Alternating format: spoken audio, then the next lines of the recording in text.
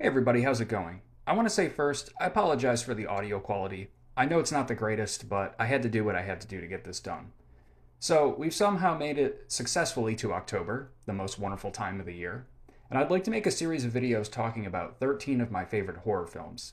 These are by no means all of my favorites, but I think I picked a pretty good selection here. These will be less of a review or critique of the audio and visual quality of the disc and more of a retrospective, my thoughts about the movie and my experiences with them. Well, here there be vampires. I'd like to start with Vampires, directed by John Carpenter from 1998, written by Don Jacoby. The film, of course, has a very simple title, one that perfectly encapsulates what you're about to watch. This is a vampire movie through and through done Carpenter's way. It blends traditional vampire stories with classic Western films, and while the final result is somewhat of a mixed bag, certainly not one of Carpenter's masterpieces, it's a pairing you don't see very often, and it mostly works for a really entertaining time. Vampires is the story of a group of vampire hunters led by Jack Crow, played by James Woods. He's your typical anti-hero. He's a no-nonsense, no-bullshit kind of guy.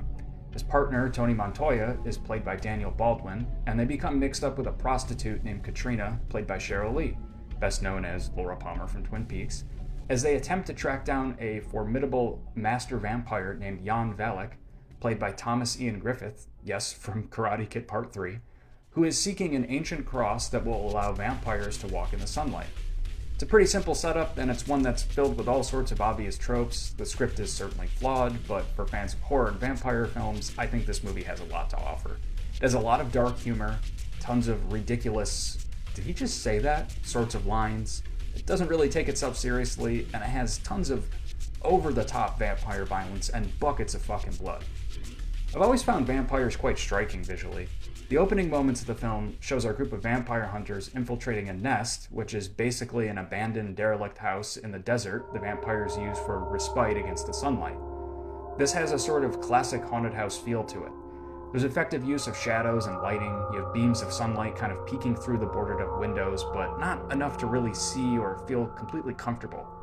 The house appears silent and empty, and as the viewer, it gives you that sense that you're being watched by something, especially knowing that there are vampires here and they could pop out at any time. But for our team, they're professionals, and they go in almost with a sort of routine sense about them. When the vampire violence starts happening, it's awesome.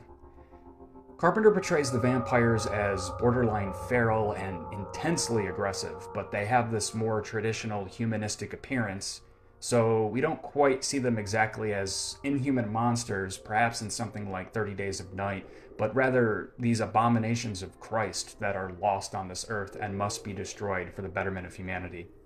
The hunters employ traditional tools like wooden stakes, but remember this is a modern Western horror film, so whatever works for them works. The hunters are not above shooting a vampire in the fucking face with a shotgun.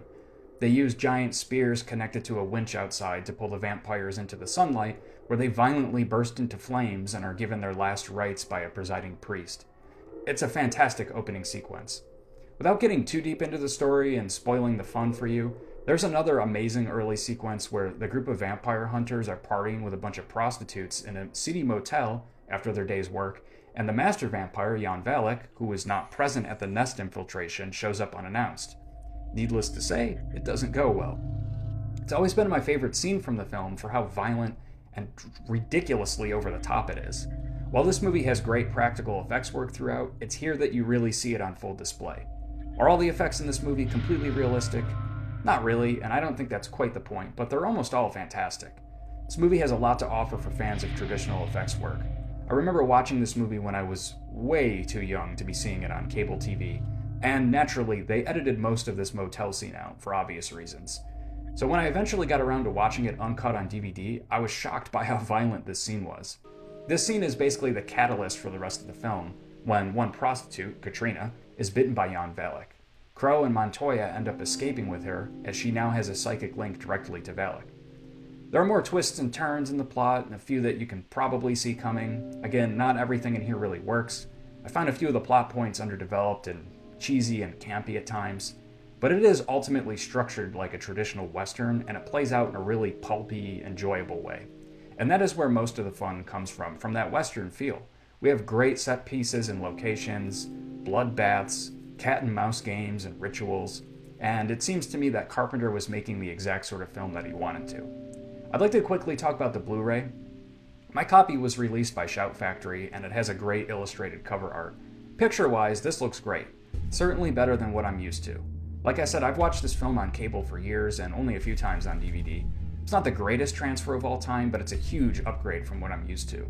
This movie was shot on film and has a really nice grain structure to it. And while the darker scenes look great and appropriately spooky, it's really the yellow-tinted desert scenes that always stand out to me. This movie also comes with 2 audio tracks, a DTS HD 2.0 track and a DTS HD 5.1 track. I watched the movie with a 5.1 track, and I think it sounds great. There are some intense moments in this movie, particularly, like I said, that opening scene, and the audio track does a great job at conveying that intensity. There's also a ton of special features on this disc. If you're a big fan of this movie, it's absolutely worth picking it up on Blu-ray. It's just overall a great release. I don't know if this is considered a cult film, but it's certainly one that I've enjoyed for about 20 years now, and I'll continue to watch it year after year. Don't go into this movie expecting a sort of transcendent horror experience, but if you can turn your brain off for a bit, I think there's a lot of fun to be had here. Alright everyone, thanks for listening, and as always, beware of skeletons.